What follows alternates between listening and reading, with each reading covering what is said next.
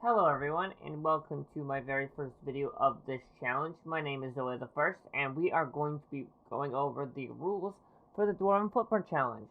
So, without further ado, let's get started. So, the first rule on our list is no mounts unless forced by quest. So what that means is you cannot use your horses that you get throughout the game, and you can use only stuff that is forced upon you.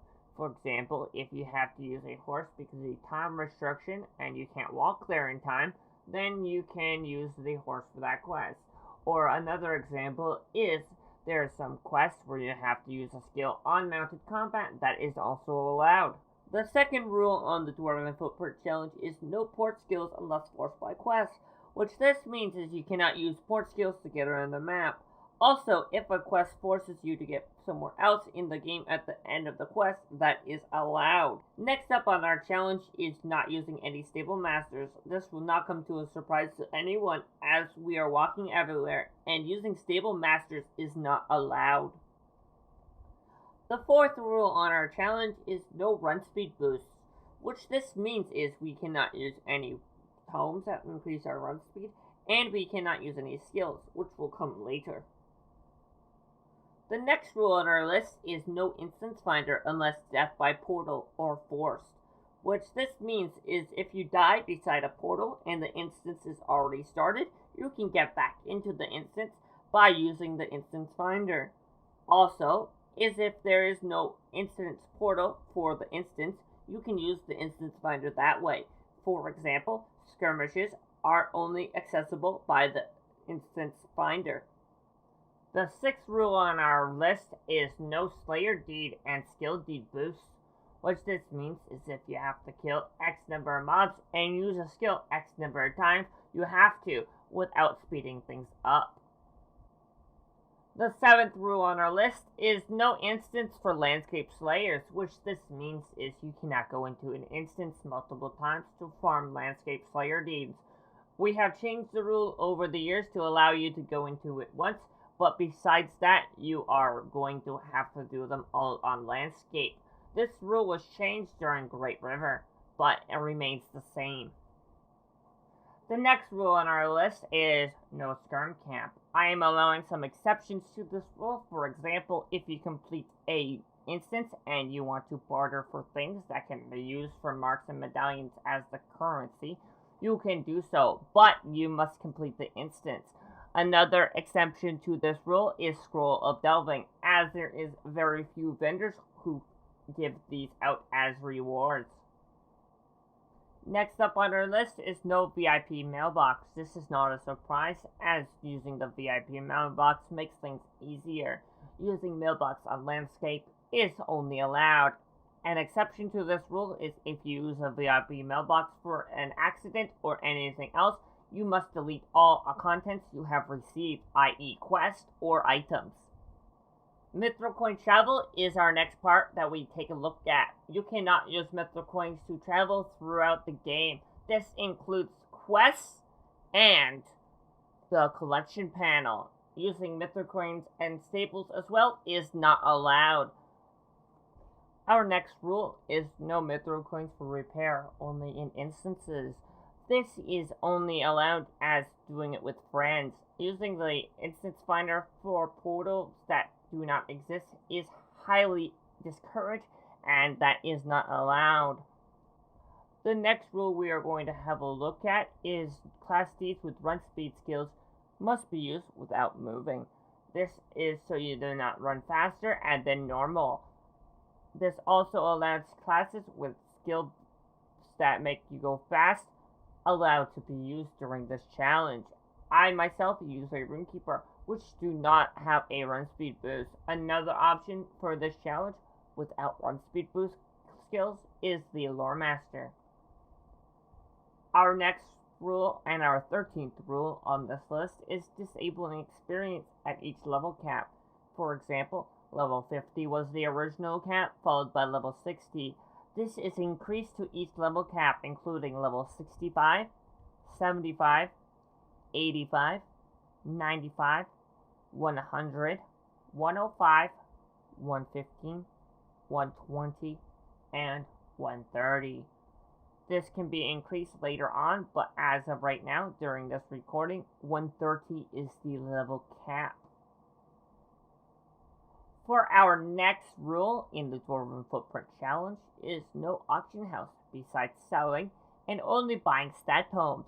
This discourages you, the player, for cheating any items that you have not actually acquired during your playthrough. Next up on our rules is no level boost besides VIP login and no farming instances for levels. An exception to this rule is items that grant you stats. You can use these for the stats in mind. Using them for the level purposes is very minimal as they have no true effect on the leveling experience. Early game it is very noticeable, but having leveling caps during this playthrough, I do not have a problem with the use of these items during your playthrough of the Dwarven Footprint Challenge.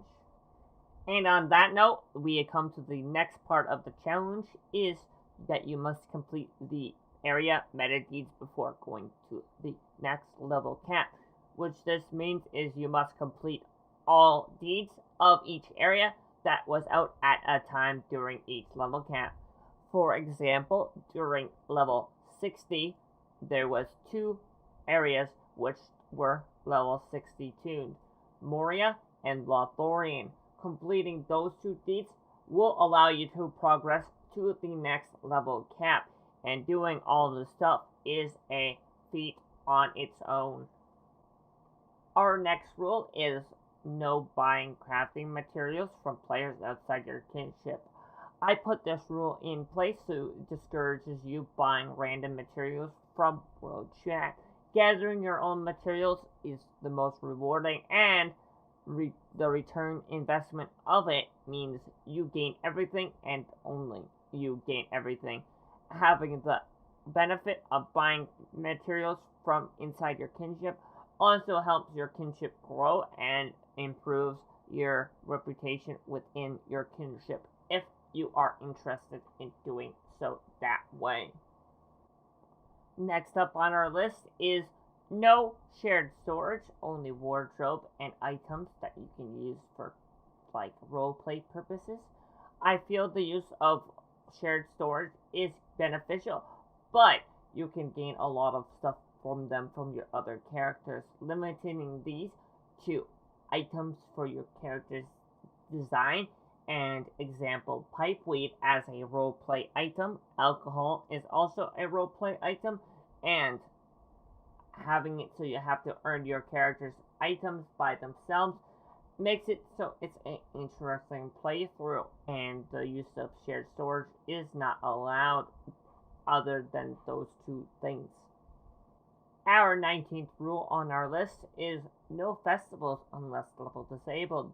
Festivals are an extremely way to gain quick levels fast, and the benefit of doing so makes you cascade through the challenge, surpassing levels that you shouldn't get to at that time during your area playthrough. I allow festivals, but you must have your experience disabler equipped at all times during your festival questing. And that brings us to our final rule that I have put in place for people, which is no legendary item experience outside quests and kills. Legendary heritage experience runes cannot be used. This makes it so your legendary items are quite the legendary experience, as gaining levels for your legendary items take longer to acquire.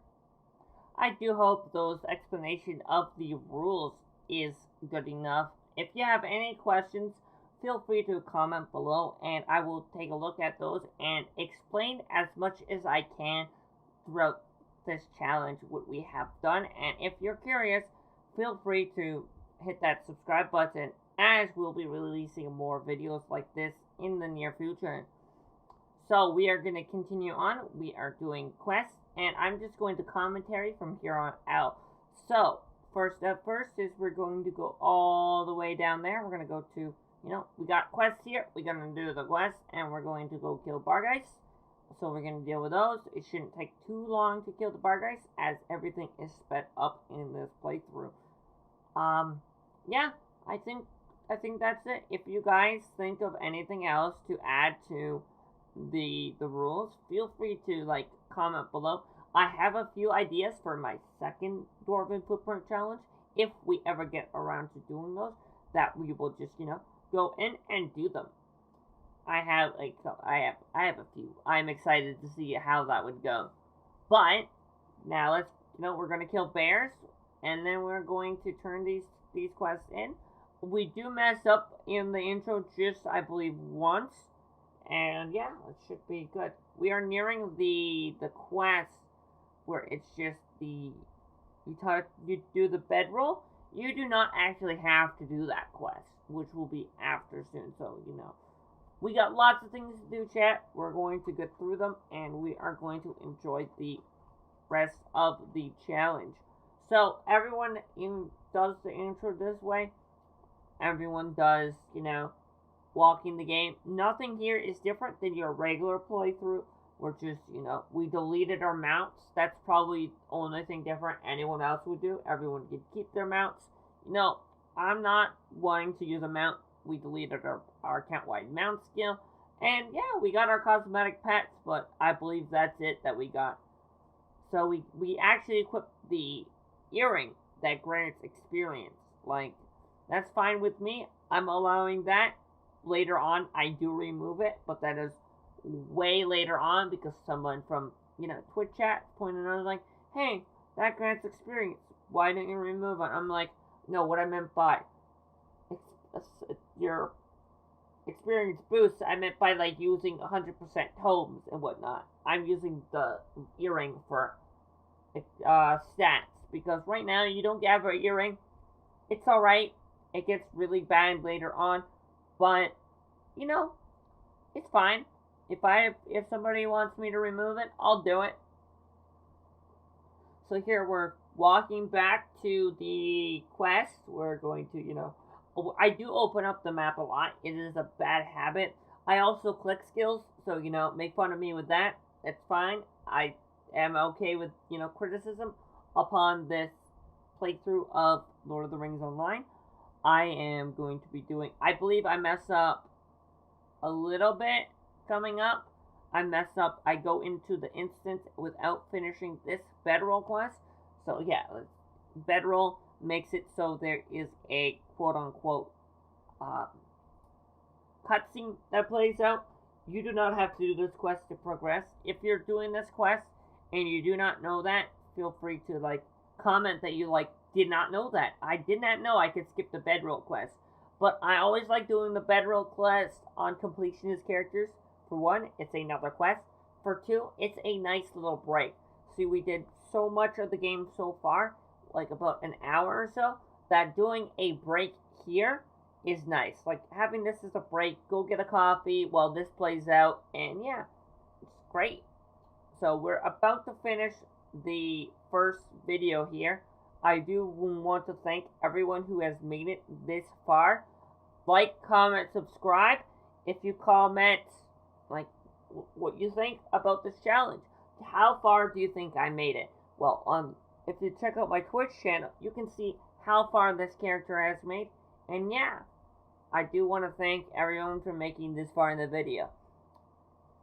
I stream on Twitch under Zoe the First. If you want to follow that, check out the videos of the area we're in. And yeah, everything's great. So we're gonna finish the novice quest introduction. So next video will be from Thorn's Gate to Gundamon. It's going to be a long video, but Thorn's Gate to Gundamon is the halfway mark. I figure a nice halfway in between for the areas is a nice thing. Shire will take longer because we did Chicken Quest, but overall, I really enjoyed doing this challenge. I feel like it's a unique way to do things, and yeah, like what I wanted to do. I wanted to do something unique, never done before done in an MMO, and I wanted to do it. an interesting playthrough, something new, something unique, something interesting to bring to the community. So yeah, we're gonna just, like I said, we're gonna finish up this quest. So thank you guys again for so much for just being here, sharing this experience with me, and I am so glad I can share this experience with you guys. So we're just about to finish it up.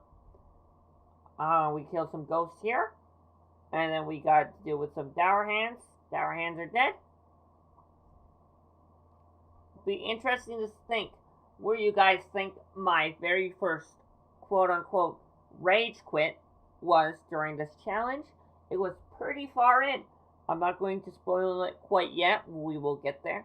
So yeah, we will see you next time, guys. Peace.